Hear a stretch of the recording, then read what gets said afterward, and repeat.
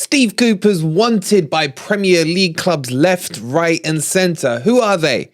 And what's he got to say about it?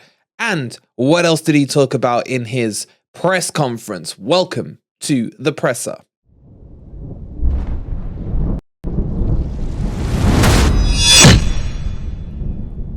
Good morning, good evening, or good night, wherever in the world you are, whatever time of day you're watching this. Hope you're having a fantastic day and welcome on this freezing damn cold day to your latest Nottingham Forest news. Coming up today, we'll talk about the rumours about Steve Cooper moving on in the summer, the clubs that are interested in him and his response to it.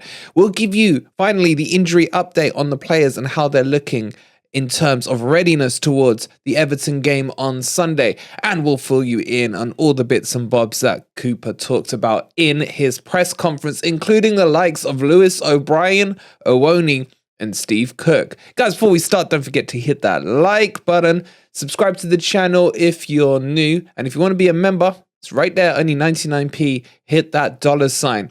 On top of that, tonight at 9 p.m, we've got ourselves an old school live stream. We're bringing in all the boys and we're going to be talking and looking ahead to the weekend. It's going to be fun. It's going to be heated. It's going to be argumentative as it always is. So don't miss that tonight. But let's get into the presser and talk about all the news. Okay, so let's jump in where we should really, and that's about Steve Cooper and these rumours and links today that clubs, there's about 5 or even 6 clubs that he's been linked to, of which a few of them are Leeds, who have just appointed, should I say, a new manager, who are looking at Steve Cooper in the summer. You've even got the likes of Chelsea if they get rid of Potter, and Spurs as a replacement for Conte, who all seem to have one eye on Steve Cooper. Now, he was asked about this question in the presser today, and his response was plain and simple. After his family comes Nottingham Forest. And he didn't really then, obviously he elaborated on how much he loved Forest and everything, but in terms of the question about future, he didn't really give more perspective than that. To be honest, his answer says it all. I think he's fairly committed to Forest. Now, realistically, if a Chelsea came in, for example, and wanted Steve Cooper, he would take it. He would be silly not to. It's a bigger club with bigger... No, it's not a bigger club. I correct myself. My God, I sound like Twist and Simple as yesterday.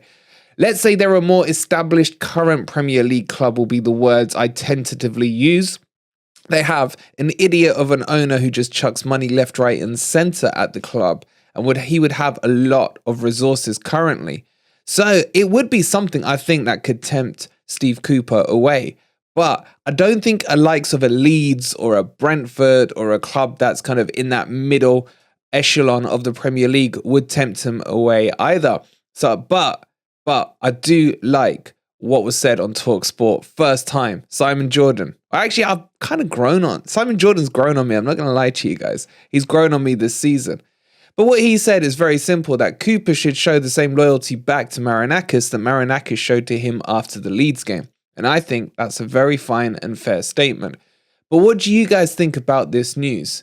And do you think Cooper would go to a bigger club? Or do you think even a Leeds or something like that could tempt him? Let me know in the comments down below. Okay, let's move on and talk about injuries and who may be or may not be available for the match on Sunday. So we know from Cooper that Niakhate and Yates are close. And then he said they are close, not close. He kind of hesitated, which to me tells me they're not far off at all. I think we may either see them on the bench, or I pray that Niakhate is named on the first team sheet. I'm more hopeful than expecting of that. I think it'll be the same with Yates as well. I think Yates may not even make the subs bench because with Yates, if he's fit, Cooper will chuck him straight back in. So that will be a telling sign for us. I'd be very surprised to see Yates on the bench. Either Yates will be on the first team sheet or not at all, in my opinion, because I think Cooper does lean on Yates very heavily and would put him straight back into the team. And rightly so. He's been having a cracking season after the World Cup break as well. But anyway, so those are the two there. The other one that he touched on was Awoniyi, who's back on the grass and training, but it sounds like it's a bit non-contacty, a bit like Niakhate had a few weeks back. He talked about him running around in straight lines, which I was like, okay. And he's progressed from that into doing, I assume, non-straight lines, i.e. zigzaggy diagonal ones. I don't know, but that's what he was talking about. And then Hendo's still not near either. So it looks like for the foreseeable, Navas is going to be between the sticks. And it does clarify, doesn't it, what we talked about in the January transfer window with why they were pushing so hard for Navas when we were initially told that Hendo would be out for 2 to 3 to 4 weeks max kind of thing. That's now well and truly gone, and it looks like there's probably been another setback on his injury as well. So those are the injury updates. Outside of that, it looks like everyone who is available, and everyone who is like long-term injured is long-term injured. God only knows what's happened to Omar Richards. Ever since he's been cut from the team, we don't get updates on him anymore. Good news, bad news here? Well, it depends which side of the fence you're looking at here. It looks quite clear that Steve Cook will not be re-included into the 25-man squad. Come on, celebrate. Yes. Well, maybe you want Steve Cook in there. I don't know. But it looks like it's not happening. The FA have basically not responded back to Nottingham Forest. Steve Cooper confirmed this today, and it looks like that is probably too little too late on that front. Especially with Niakhate pretty much coming back towards fitness, then Forest can't use the excuse of no defenders at all in reserve. But then Serge has been injured, so I guess they could. I don't know. It's all left, right, and centre. And speaking of Serge, that's another one that got a weird update too. They said he's not sure if he's going to be back for the Everton match. I personally thought he was maybe a week or two away, but it sounds like there's a hint that maybe we see Serge rushed back, hopefully fully fit. But yeah, so on this Steve Cook thing, I don't think he's going to be joining the 25-man squad, but Lewis O'Brien has definitely been screwed over. Now, Steve Cooper is adamant that it's not Forest's fault in terms of the Canadian screw job.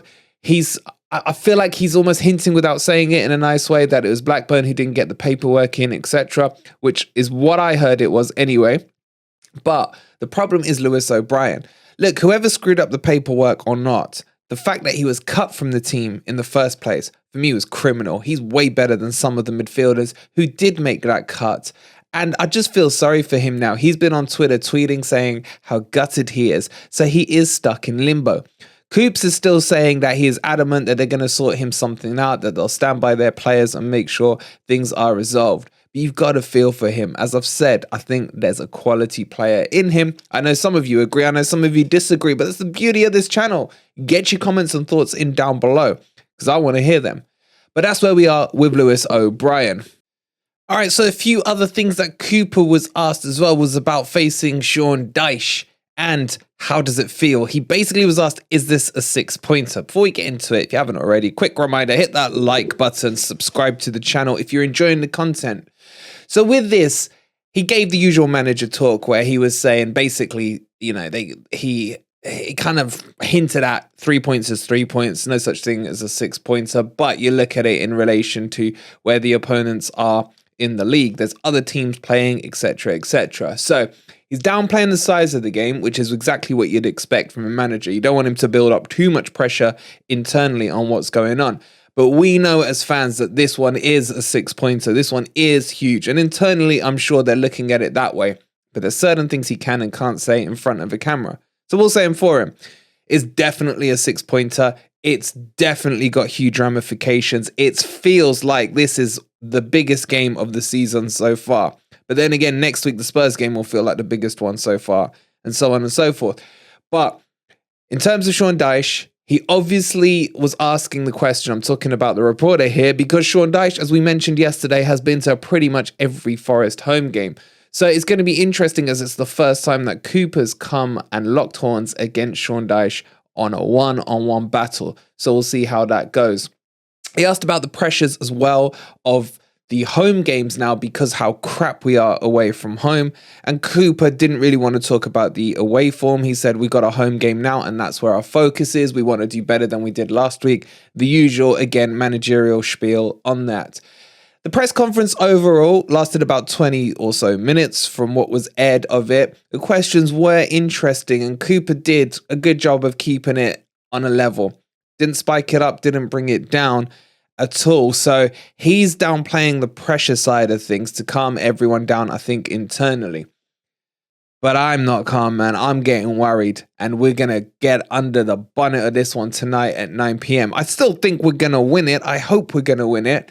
But I want to see what the other guys think and what you guys think as well, as we are getting ever and ever closer. I do hate Sunday kickoffs, man. I just wish the game was tomorrow. I just want to know what the score is going to be. I really do. Anyway, we'll be back at 9 p.m. tonight. Hope you've enjoyed the presser. Don't forget to tune in, 9 p.m. Be there or be square. And if you haven't already, please do hit that like button, subscribe to FFTV, become a member, and we'll see you tonight at 9 p.m. Come on, you Reds.